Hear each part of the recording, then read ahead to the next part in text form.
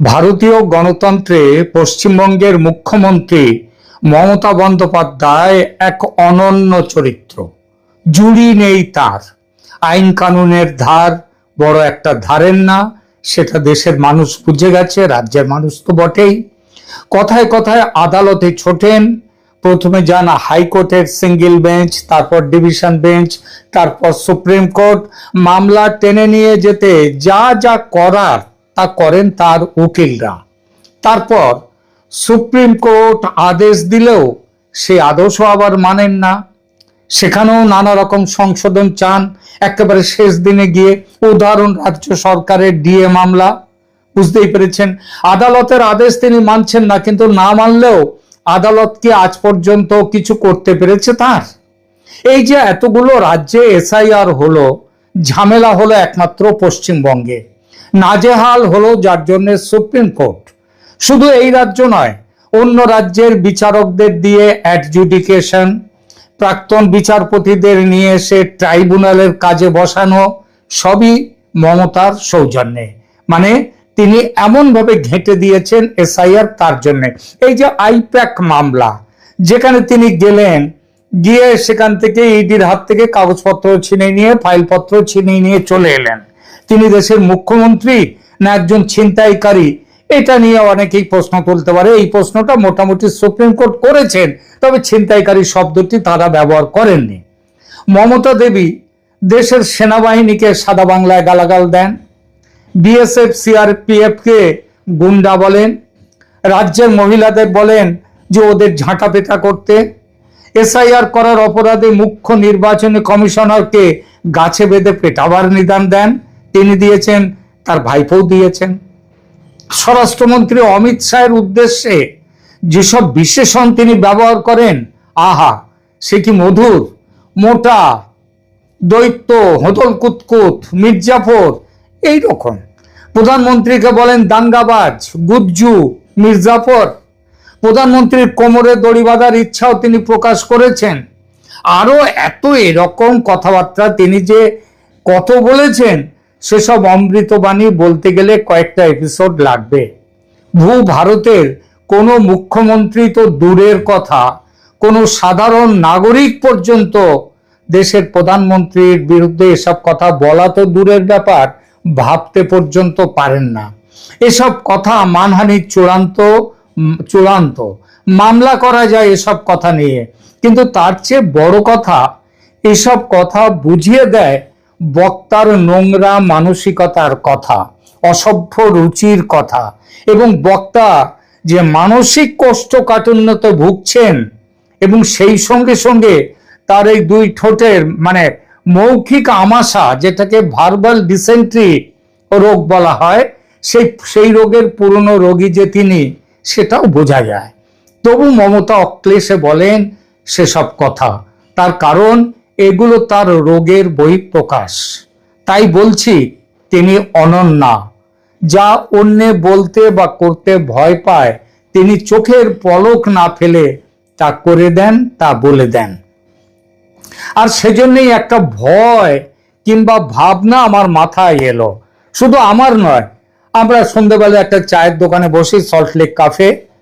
সেই সল্টলেক ক্যাফেতে, সেখানেও আমাদের আলোচনার মধ্যে কিন্তু গত কয়েকদিন ধরে এই জিনিসটা আসছে মাথায়, সেটা শেয়ার করছি আপনাদের সঙ্গে।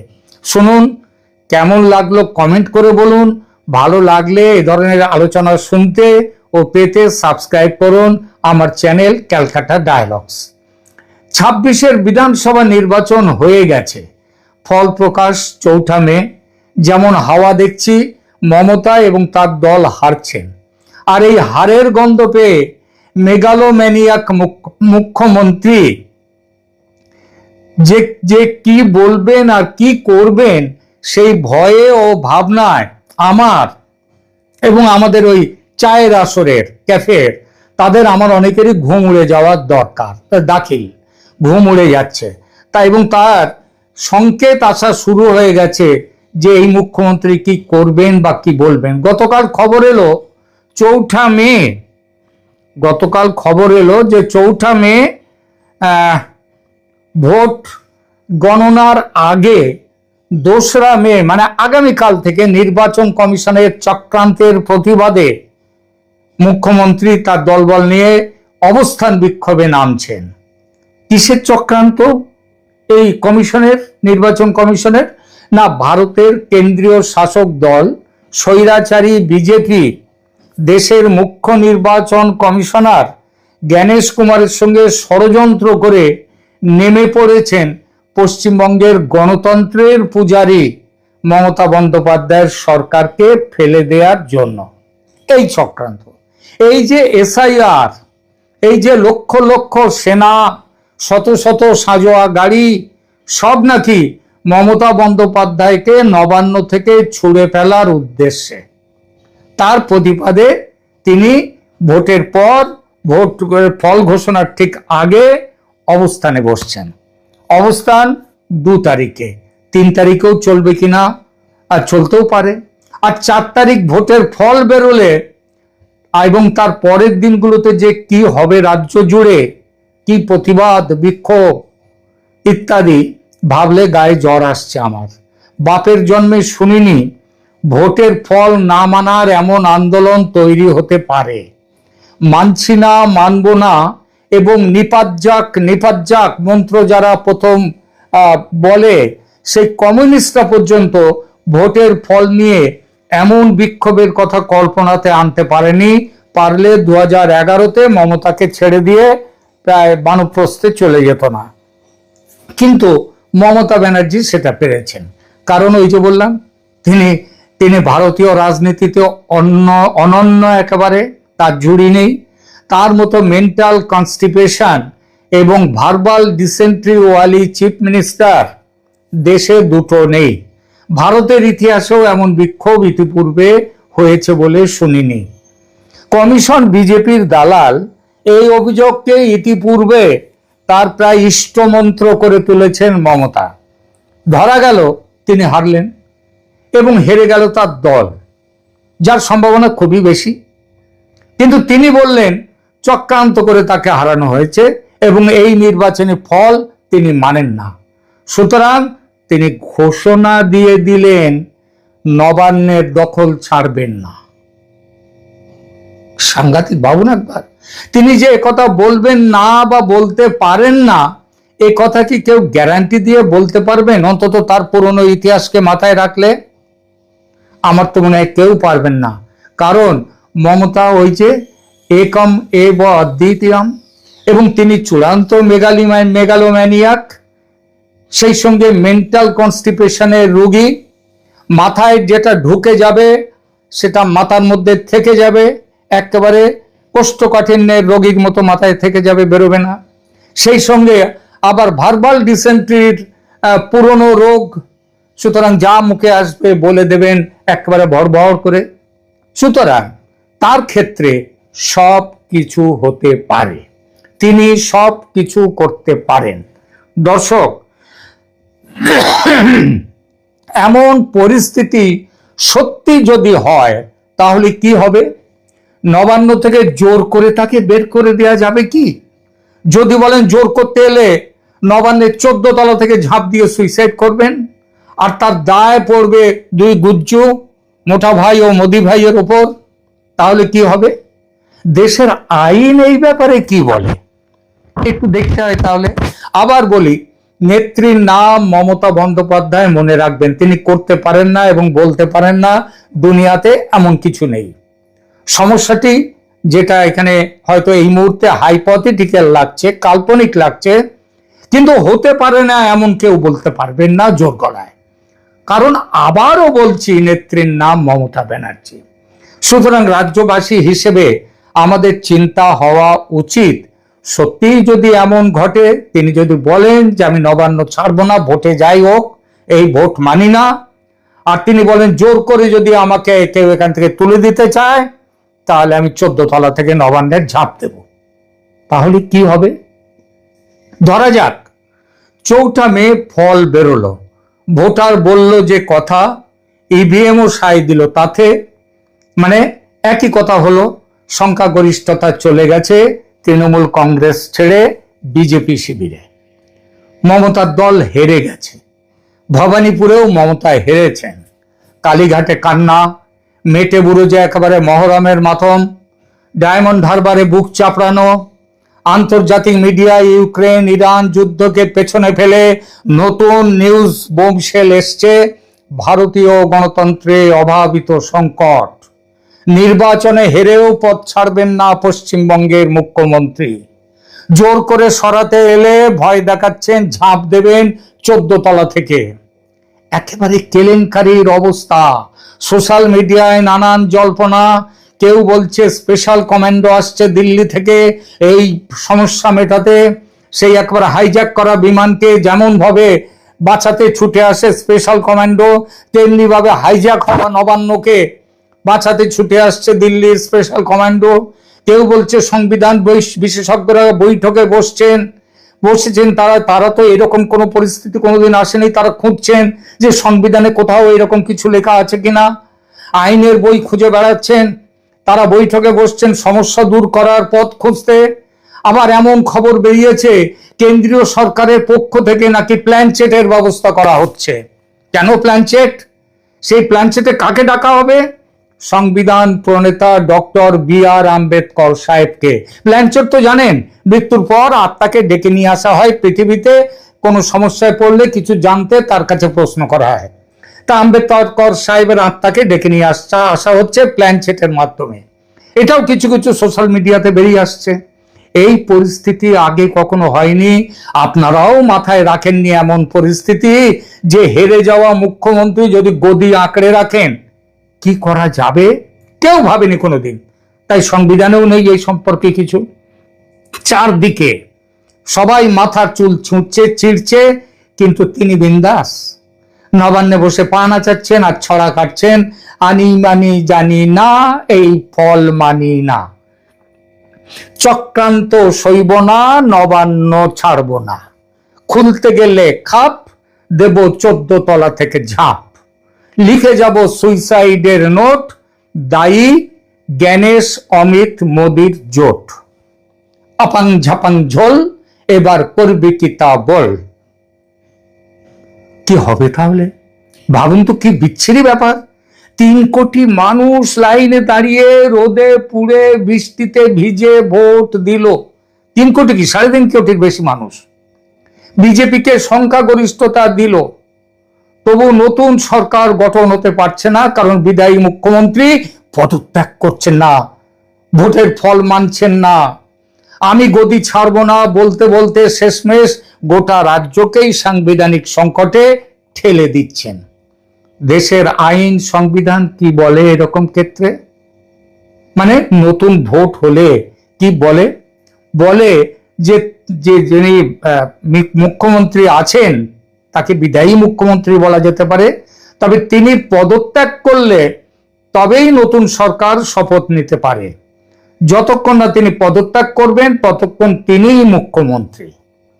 সংবিধানে লেখা আছে নতুন ভোটে যেই হারুক যেই জিতুক, বিদায়ী মুখ্যমন্ত্রী তার নিজের দল জিতলেও তাকে পদত্যাগ করতে হবে, তারপর আবার নতুন করে শপথ নেবেন। সিস্টেম এইটা।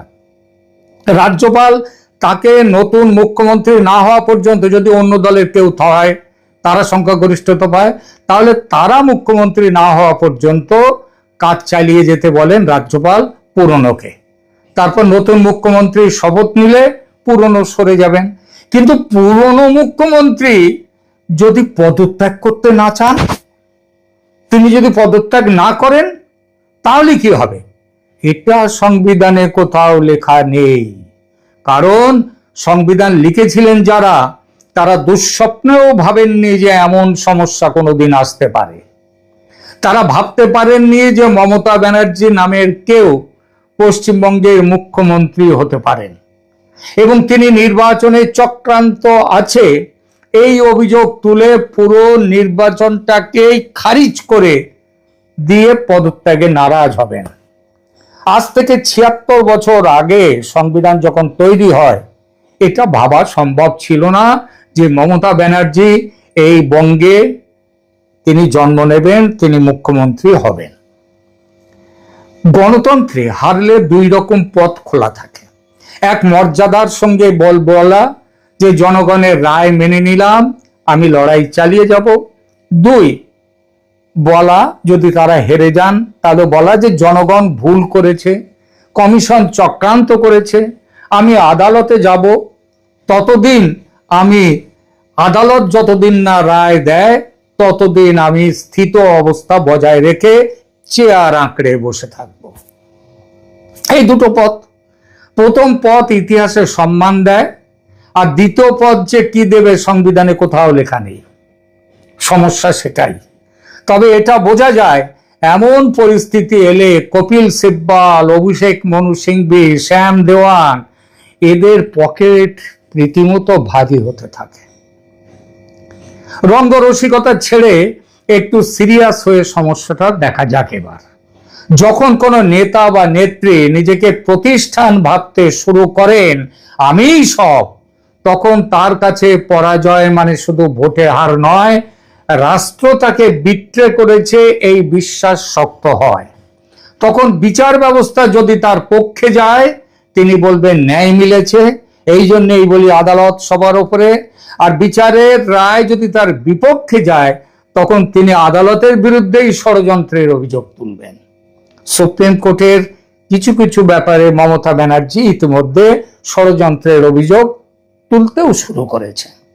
কমিশন যদি সুবিধা দেয় তাহলে সেটা গণতন্ত্র, আর কমিশন যদি তাকে কোনো রকম নাজায়েজ সুবিধা না দেয় তাহলে তার ফল উল্টো হবে এবং তখন কমিশন হয়ে যাবে দালাল।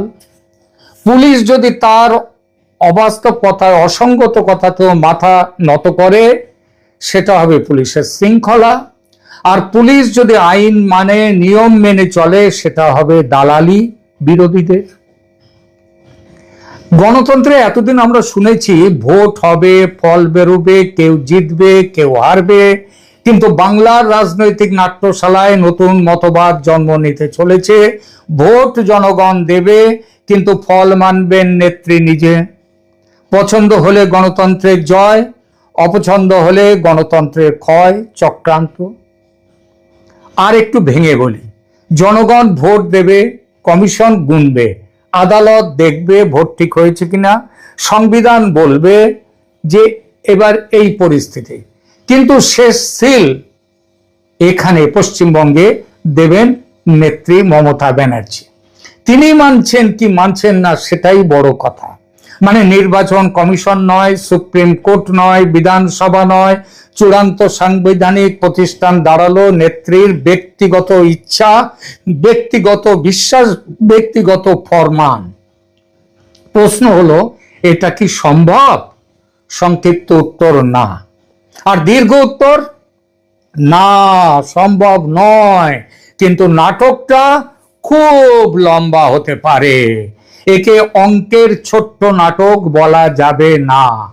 High court, single bench, double bench, supreme court, ততদিন আমি নবান্ন আটকে থাকব। নবান্ন কি কারো পৈতৃক বাড়ি? না। কারো রাজনৈতিক স্মৃতিসৌধ? না। কারো রাজনীতি করার ঘর? কারো গোষাঘর? না না। নবান্ন হলো রাজ্য সরকারের সচিবালয়। সেখানে মুখ্যমন্ত্রী বসেন কারণ তিনি মুখ্যমন্ত্রী, আর তিনি মুখ্যমন্ত্রী বলে নবান্ন তার ব্যক্তিগত সম্পত্তি হয় না। এই ছোট্ট কথাটাই আমাদের রাজনীতিতে সবচেয়ে বেশি ভুলে যাওয়া হয়। ক্ষমতার কেন্দ্রকে নিজের ক্ষমতা, আইনের ক্ষমতা নয়, নিজের ক্ষমতা বলে চাউর করা হয়। আমাদের দেশে অনেক নেতা আছেন যারা চেয়ারকে দায়িত্ব ভাবেন, আবার কিছু নেতা আছেন যারা চেয়ারকে প্রায় আত্মীয় স্বজন ভাবতে শুরু করে দেন। যেন গদি ছাড়া বাঁচা মানে চেয়ার ছাড়া বাঁচা, ক্ষমতা ছাড়া বিপ্লব, লালবাতি ছাড়া জনসেবা, এসবগুলো অসম্ভব। তখন ভোটে হার মানে শুধু পরাজয় নয়, অস্তিত্বের সংকট, সেটাই হেরে যায়। ভোটের আগে মমতা নানান ভাষায় কমিশনের আদ্যশ্রাদ্ধ করেছেন। এখন ফল বেরোনোর পর আগের অভিযোগগুলো আরো চিৎকারের সঙ্গে বলছেন কমিশন বিজেপির দালাল, চক্রান্ত হচ্ছে, ভোট লুট হয়েছে, জনগণের রায়কে বিকৃত করা হচ্ছে, অতএব এই রায় মানি না। এগুলো রাজনৈতিক ভাষণের অংশ হতে পারে, তাতে আপত্তি নেই, কিন্তু সমস্যা শুরু হয় যখন পরের লাইনটা আসে যে আমি ফল মানব না, নবান্ন ছাড়ব না।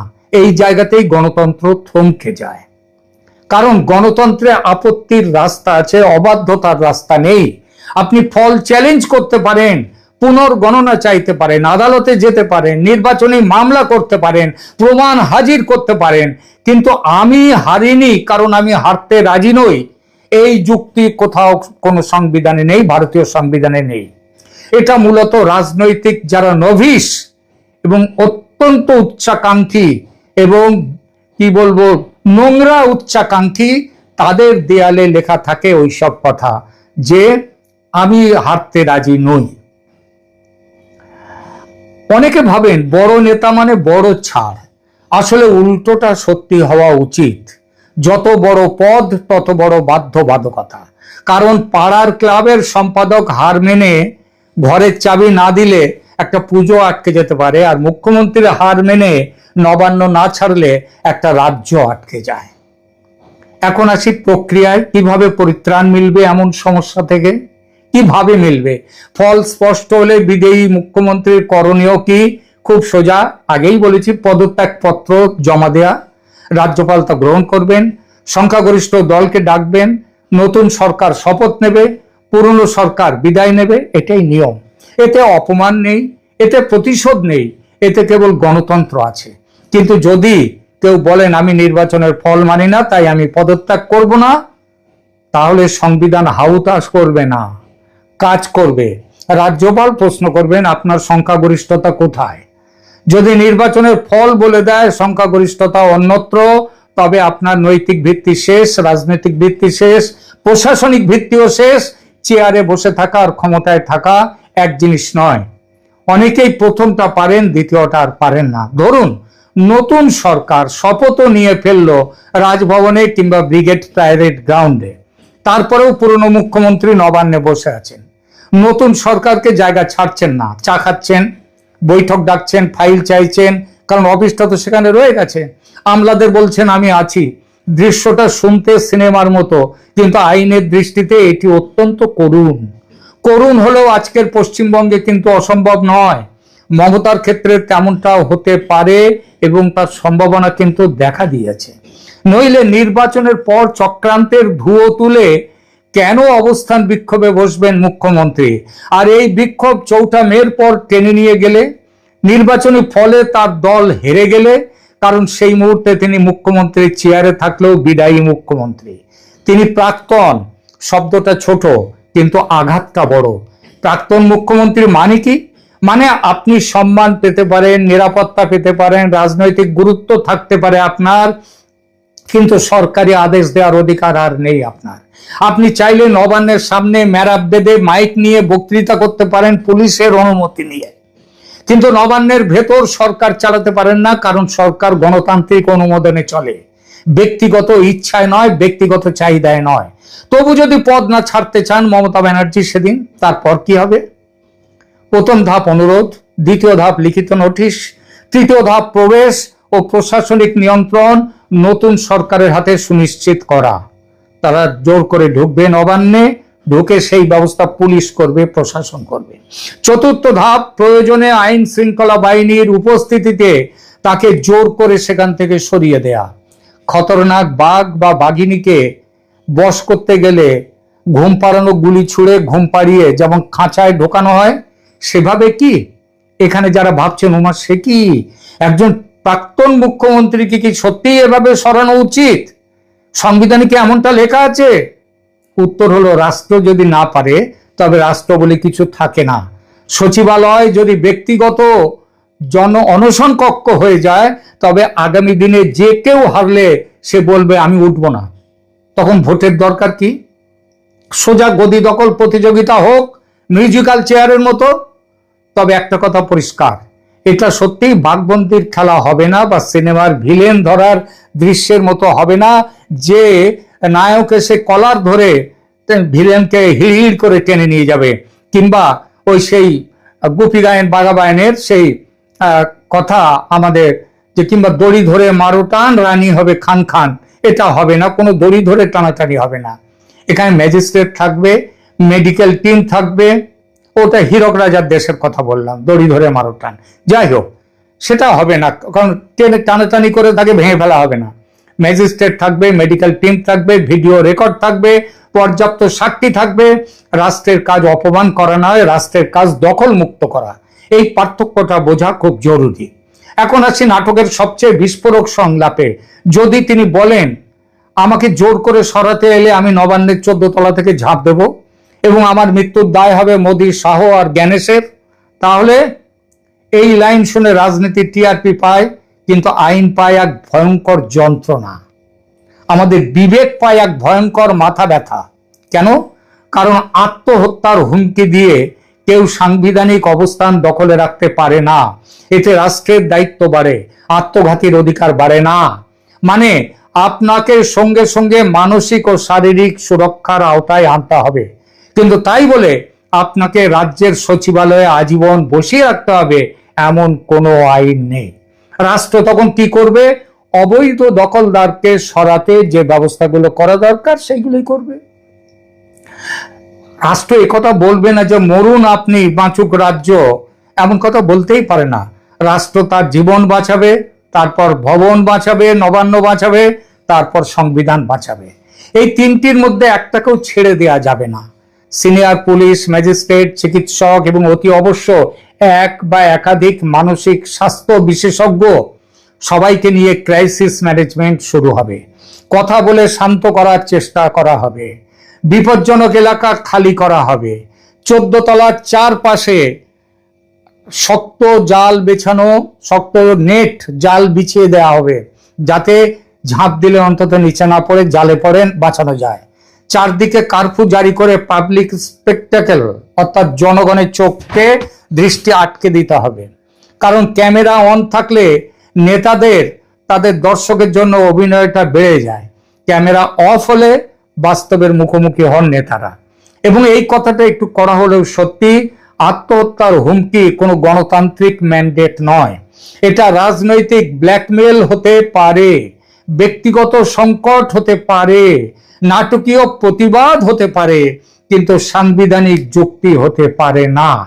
আর যদি তার অনুগামীরা চারপাশে বসে পড়ে মানব প্রাচীর তৈরি করে, বিক্ষোভ তৈরি করে, স্লোগান দিতে শুরু করে, নেত্রী তুমি এগিয়ে চলো, আমরা তোমার সঙ্গে আছি, থাকুন সঙ্গে। গণতন্ত্রে প্রতিবাদের অধিকার আছে, কিন্তু নিয়ম মেনে। সচিবালয় অবরোধ করে সরকার চালানো আটকানোর অধিকার কারণ নেই। প্রশাসনের পথে বাধা দিলে সেটা আর কবিতা থাকে না, সেটা আইন শৃঙ্খলার প্রশ্ন হয়ে যায়। তখন পুলিশ প্রথমে বোঝাবে, তারপর সতর্ক করবে, শেষে সরাবে, যতটা কম শক্তি প্রয়োগ করে সরানোর দরকার হয়। কারণ নবান্ন ফেসবুক লাইভের লোকেশন নয়, এটা প্রশাসনের নার্ভ সেন্টার।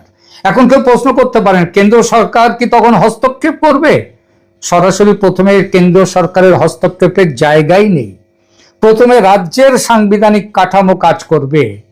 নতুন সরকার থাকলে প্রশাসন তার নির্দেশ মানবে, কিন্তু যদি দেখা যায় রাজ্য যন্ত্র অবরুদ্ধ হয়ে আছে, পুলিশ দ্বিধায়, আমলারা ভয়ে স্তব্ধ, সচিবালয় আটকে সরকার কাজ করতে পারছে না, তখন রাজ্যপালের রিপোর্ট যাবে কেন্দ্রে। তবে এখানে যাবে না, কারণ পুলিশ ইতিমধ্যেই যে তাদের বোধোদয় হয়েছে, তারা যে বুঝতে পেরেছে মালিক বদল হচ্ছে, সেটা 29শে এপ্রিলের ভোটের দিন পুলিশের কাজকর্ম দেখে বোঝা যাচ্ছে। যাই হোক, এইবার রাজ্যপালের রিপোর্ট যদি কেন্দ্রে যায়, সেখানে সাংবিধানিক বিপর্যয়ের প্রশ্ন উঠতে পারে।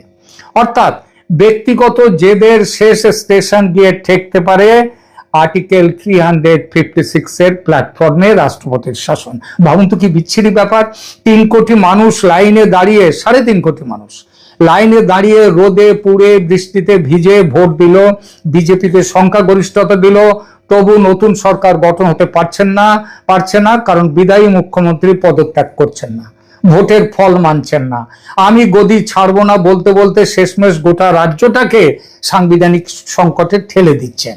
আইন বলে তিনি পদত্যাগ করলে তবেই নতুন সরকার শপথ নিতে পারে, আর যতক্ষণ না তিনি পদত্যাগ করবেন ততক্ষণ তিনি মুখ্যমন্ত্রী, বিদায়ী মুখ্যমন্ত্রী। সংবিধানে লেখা আছে, নতুন ভোটে যেই হারুক যেই জিতুক বিদায়ী মুখ্যমন্ত্রী পদত্যাগ করবেন, রাজ্যপাল তাকে নতুন মুখ্যমন্ত্রী না হওয়া পর্যন্ত কাজ চালিয়ে যেতে বলবেন, তারপর নতুন মুখ্যমন্ত্রী শপথ নিলে পুরনো সরে যাবেন। কিন্তু পুরনো মুখ্যমন্ত্রী যদি পদত্যাগই না করেন, তিনি যদি পদত্যাগ না করেন, তাহলে কি হবে? সংবিধানে কোথাও লেখা নেই। কারণ সংবিধান লিখেছেন যারা, তারা দুঃস্বপ্ন ভাবেননি এমন একটা সমস্যা উঠতে পারে। তারা ভাবতে পারেননি যে মমতা ব্যানার্জি নামের কেউ পশ্চিমবঙ্গের মুখ্যমন্ত্রী হতে পারেন। আজ থেকে ৭৬ বছর আগে সেটা ভাবা সম্ভবও ছিল না। গণতন্ত্রে হারলে দুরকম পথ থাকে। এক, মর্যাদার সঙ্গে বলা জনগণের রায় মেনে নিলাম, আমি লড়াই চালিয়ে যাব। দুই, এটা বলা যে জনগণ ভুল করেছে, কমিশন চক্রান্ত করেছে, আদালত দেখবে, ততদিন আমি চেয়ার আঁকড়ে থাকবো। এখানে আর একটা গভীর সমস্যা আছে। যখন কোনো নেতা শক্তিশালী হন, তখন তিনি বেপরোয়া হয়ে যান। কারণ তখন তার বিশ্বাস জন্মায় আইন কাগজে থাকে, আমি মাটিতে আছি। কিন্তু ইতিহাস বারবার দেখিয়েছে কাগজটাই শেষ পর্যন্ত জেতে। কারণ কাগজে সংবিধান লেখা থাকে, আর মাটিতে লেখা স্লোগান বৃষ্টি নামলেই ধুয়ে যায়। এবার একটু সরাসরি বলা যাক, ধরুন কেউ হারার পর নবান্ন ছাড়লেন না, তাহলে কি বার্তা যাবে? তাদের বলা হবে যে আপনাদের সিদ্ধান্ত মানি না। কিন্তু এটা শুধু ভোটারের অপমান নয়, এটা গণতান্ত্রিক চুক্তি ভেঙে দেয়া। কারণ ভোটের আসল সৌন্দর্য, আপনি আমার বিরুদ্ধে ভোট দিয়েও আমাকে আইনত সরাতে পারেন। এই শান্তিপূর্ণ ক্ষমতা বদলই সভ্যতার বড় সাফল্য। যেখানে হার মানা যায় না, সেখানে নির্বাচন থাকে, কিন্তু গণতন্ত্র থাকে না। থাকে কেবল ক্ষমতার সঙ্গে আবেগের জোর জবরদস্তি, তার লোভের জোর জবরদস্তি। তাই যদি কখনো সত্যি এমন দিনটি আসে, নতুন সরকার বাইরে দাঁড়িয়ে, পুরনো সরকার ভেতরে বসে, আর মাঝখানে নবান্ন হয়ে গেছে রাজনৈতিক নাটকের মঞ্চ, তখন মনে রাখবেন, শেষ কথা বলবে না মাইক, শেষ কথা বলবে প্রোটোকল, শেষ কথা বলবে আইন, শেষ কথা বলবে সেই নিরস বিরক্তিকর কাগুজে ধীর ঠান্ডা জিনিসটা, যার নাম সংবিধান। এই সংবিধান খুব রোমান্টিক ভাষায় কথা বলে না। সে বলে সংখ্যাগরিষ্ঠতা আছে, থাকুন, নেই সরে যান, আপত্তি আছে আদালতে যান, আত্মহত্যার হুমকি, আগে আপনাকে বাঁচানো হবে, কিন্তু গদি সেটি ভোটে ঠিক হবে, আবেগে নয়। শেষে একটা দৃশ্য কল্পনা করুন, একটা ভবন দাঁড়িয়ে আছে, একদিন সেখানে একজন ঢোকেন লাল কার্পেট পেরিয়ে, আরেকদিন তাকেই বেরোতে হয় পেছনের দরজা দিয়ে। ইতিহাসের দিকে তাকিয়ে ভবন কিন্তু নির্বিকার। নবান্ন কারো প্রেমে পড়ে না, চেয়ার কারো সঙ্গে বিয়ে করে না, দপ্তর কারো আত্মীয় নয়, আজ আপনি কাল অন্য কেউ। এটাই গণতন্ত্রের নিষ্ঠুর সৌন্দর্য। তাই হারলে যদি কেউ বলেন আমি মানি না, উত্তর হওয়া উচিত খুবই ভদ্র, খুবই ঠান্ডা, খুবই নির্মম ভাষায়, যে আপনি না মানলে আপিল করুন, আপনি না মানলে মামলা করুন, আপনি না মানলে বক্তৃতা করুন, কিন্তু আপনি না মানলে ফল বদলায় না। কারণ রাজ্য চলে সংবিধানে, ব্যক্তিগত রাগে নয়। গণতন্ত্র চলে ভোটে, গদিতে আঠা লাগিয়ে নয়। আর ক্ষমতা যত বড় নেত্রীরই হোক, শেষ পর্যন্ত ভাড়ার চেয়ারই হচ্ছে ক্ষমতা। মেয়াদ ফুরলে উঠে যেতে হয়। প্রিয় দর্শক, রবি ঠাকুরের সেই কবিতার কথাটি একবার ভাবুন। একদিন রাতে আমি স্বপ্ন দেখিনু, চেয়ে দেখো বলে যেন বিনু, চেয়ে দেখি ঠোকাঠুকি বর্গা করিতে, কলিকাতা চলিয়াছে নড়িতে নড়িতে। কলিকাতা সত্যি সত্যি নড়েনি, কিন্তু যদি নড়িত।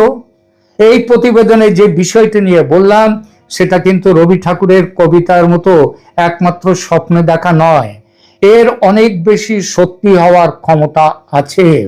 যখন রাজ্যের নাম পশ্চিমবঙ্গ, দলের নাম তৃণমূল কংগ্রেস এবং নেত্রীর নাম মমতা বন্দ্যোপাধ্যায়, তখন কত কি যে ঘটতে পারে তার ঠিক নেই। ভালো থাকবেন, ধন্যবাদ।